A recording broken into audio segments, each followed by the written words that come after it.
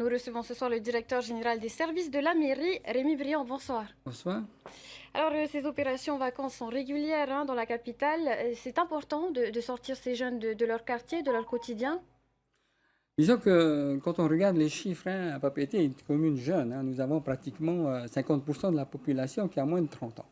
Donc c'est vraiment une priorité, c'est une richesse, la jeunesse, c'est vraiment une priorité. Et donc on essaie d'agir à peu près sur tous les domaines et sur tous les tranches d'âge. Euh, Nous avons mis en place un plan éducatif local depuis 16 ans.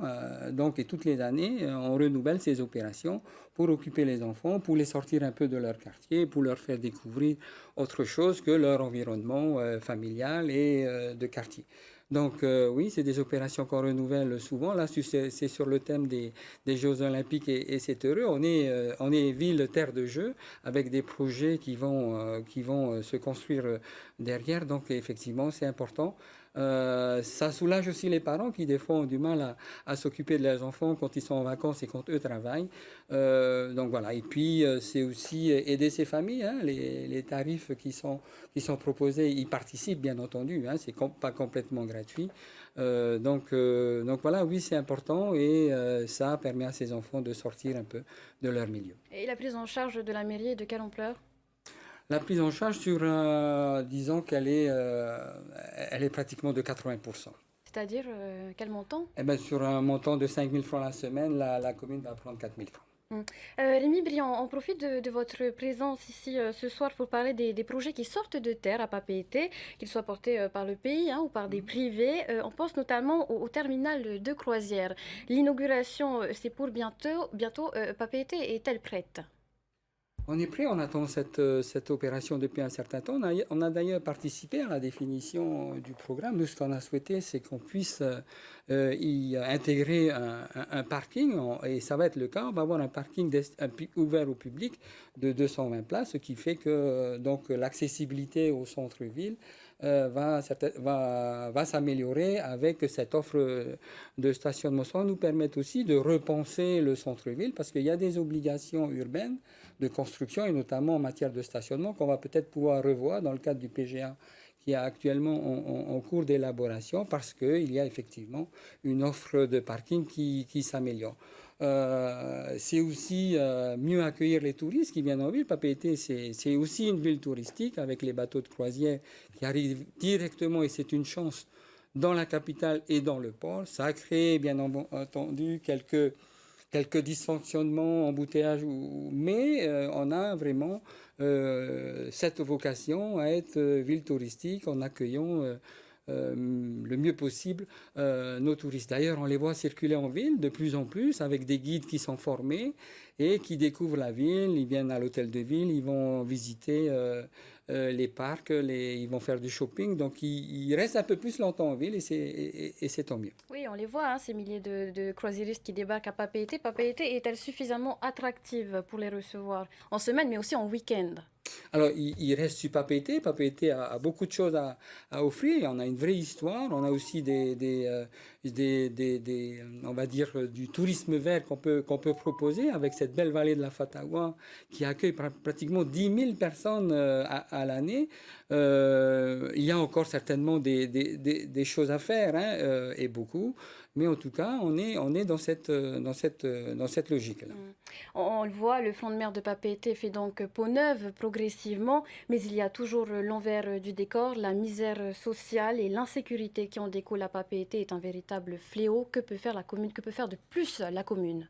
Alors, il y a effectivement, le front de mer, c'est un peu notre vitrine, mais on est très présent dans les quartiers et dans tous les quartiers de la ville. Nous avons 8 quartiers, on va dire, prioritaires où nous faisons de l'accompagnement social. Nous avons rattrapé le retard qu'on avait en matière d'équipement de proximité, où nous avons mis en place un plan éducatif local et des projets multiples dans les quartiers pour éviter effectivement à ce qu'il y ait du désordre.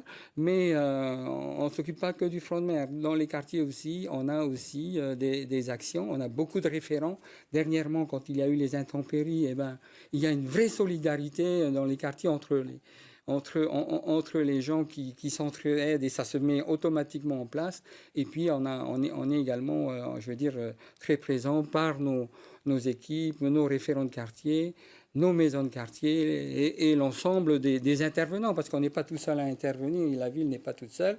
On a aussi des associations qui sont aidés par la commune pour intervenir dans les différents quartiers de la ville et pour maintenir une certaine cohésion sociale. C'est très important. On parle des quartiers de Papeete. À Mamao, Vallon, on parle de réhabilitation depuis plusieurs années. Qu'en est-il?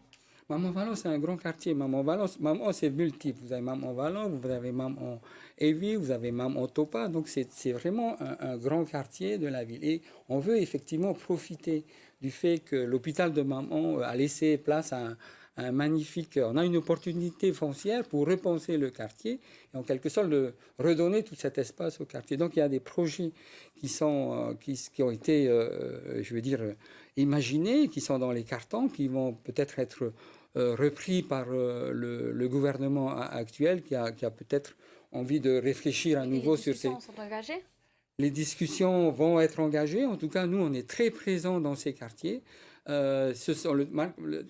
Maman Vallon, le terrain appartient à la commune. Donc déjà, on leur offre une possibilité de rester là et on réfléchit à leur devenir. Et il y a une vraie opportunité là de repenser l'ensemble de ce quartier et l'ensemble et son intégration dans la ville. Puisqu'on parle du foncier proposé par la commune, il y a un véritable manque de foncier à Papeete. Y a-t-il des réflexions autour de l'augmentation de la hauteur des immeubles d'habitation? Alors, on est en pleine réflexion sur le plan général d'aménagement. C'est ce qui règle un peu les règlements de construction. Et donc, on s'interroge effectivement par rapport à la question des hauteurs de bâtiments. Mais il n'y a pas que ça comme interrogation. C'est un peu dans le cours et dans le sens de l'histoire, mais nous, on doit regarder ça. Le conseil municipal doit réfléchir à ces questions, mais c'est vrai qu'il y a une demande, il y a des promoteurs qui poussent un peu à ce qu'on puisse monter, et c'est faire des économies d'échelle, c'est peut-être mieux rentabiliser le foncier, mais il ne faut pas le faire n'importe comment. On a besoin aussi d'espace, on a besoin de verdure, on a besoin d'améliorer notre cadre de vie, et quand on interroge la population, ils ne sont pas très favorables non plus à ce qu'on monte et puis qu'on se retrouve avec des bâtiments qui vont peut-être amener une certaine vision de la ville qui ne correspond pas tout à fait à je veux dire, la façon de voir les choses polynésiennes. Papeete se le pense donc. Merci Rémi Briand pour ces éléments de réponse et d'avoir accepté notre invitation ce soir. Je vous en prie.